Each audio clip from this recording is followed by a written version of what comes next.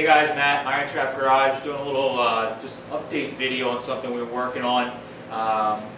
And a guy local here just got a Model A sedan and he wanted to box and step his frame. And he wanted to do just a small drop because he's planning on keeping fenders. So this is kind of like a traditional tried and true way to hook up an original Model A frame. In the rear there's what's called a Tardell style step.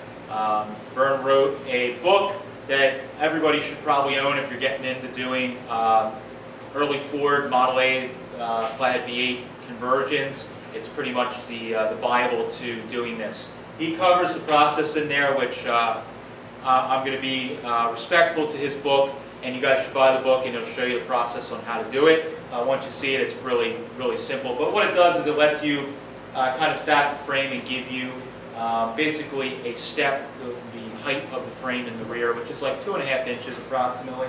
So I did one of these, and then we did the boxing plates in the front that Wolf Fabrication sells, and they went in really nice. You just trim them to fit, and we welded the whole thing up. What this does, it's going to give some strength to the original frame, and it's also going to give you a little bit of drop, like I mentioned. And now you can put a larger engine in here. It doesn't have to be flathead V8. It could be anything, and with this extra boxing plates, it's going to give you the strength. But you're still using an original frame. If you're into the nostalgia of using original metal, this is the way that you can do it. So I welded this in fully because Jake that owns this frame wanted it done that way. You can stitch weld and leave some gaps between with these boxing plates if you so desire, because you're going to get that strength by doing those good welds. But if you want to weld it fully, you can do it that way, and then you can actually sand and blend it all together, and you won't see the welds as much.